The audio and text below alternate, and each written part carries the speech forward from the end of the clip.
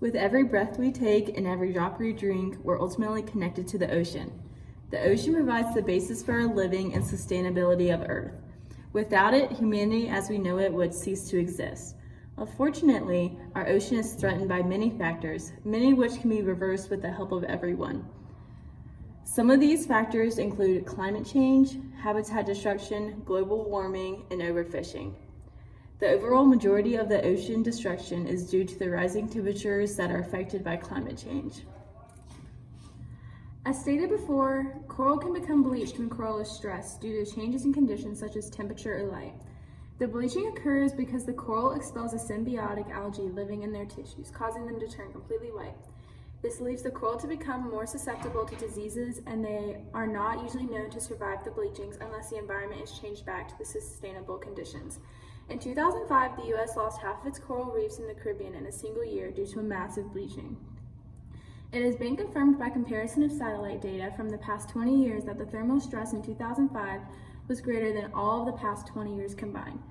But it isn't just the warming of temperature of water that can cause coral to become bleached. It is actually can be the opposite too. The change of warm to cold water can also bleach coral. An example of this happened in 2010 in Florida. The water temperatures dropped about 12 degrees Fahrenheit lower than ever before for this time of the year. Although not as large of a number of coral died, there was still some death. Humans can also cause bleaching by pollution of the oceans and air, mainly by runoff by city sewage. It is found that on the global scale, oceans have absorbed more than 90% of the excess heat from the Earth's atmosphere that has been trapped due to rising greenhouse gases concentrations. Overfishing is a very large threat to our reefs and is said to affect more than 55% of the world's coral reefs. When you take a large amount of one species from the reefs, it can in turn affect the whole food chain and make everything out of balance. For example, when algae-eating fish start to disappear, like the parrotfish and surgeonfish, the algae will start to completely overgrow and take over the entire reef. According to the 2018 World Wildlife Fund Living Planet Report, it has been stated that almost 6 billion tons of fish and invertebrates have been taken from the world's ocean since 1950. Coral reefs do a lot more for humans than people realize. Ocean plants produce up to 85% of the oxygen. Scientists are starting to realize that the amount of oxygen that we are losing that should be produced is a lot more significant than originally thought. Along with producing oxygen, the organisms that make their home in coral reefs will also lose their habitat if the reefs start to die. There have been lots of organisms that live in the reefs that have contributed greatly to science, such as making antiviral and anti-cancer drugs. If all of the reefs disappear, so will all of our organisms that call them home. In order to spread awareness about the coral reefs around Hidden Valley, We interviewed teachers and students about their opinions on coral reefs. And their responses are in the following clips.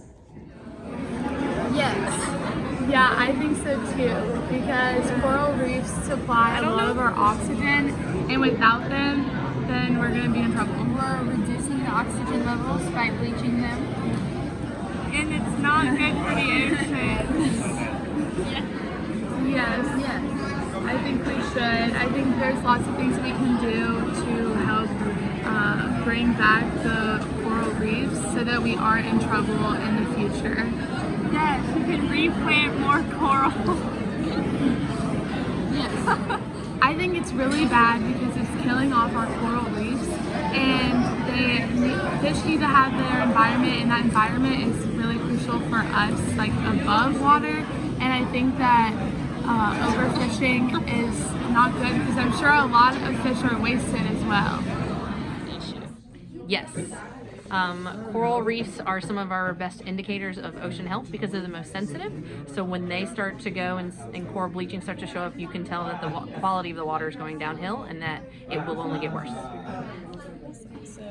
I say yes and no at the same time, is you got to be careful with like trying to force things, but I think we need to first address why coral bleaching is happening to begin with, because you can attempt to rebuild it, but if you don't fix the acidity in the water, then it's just going to get bleached again and it really won't help anything. But I think if you are doing it in a smart way and helping out the reef, then that's fine.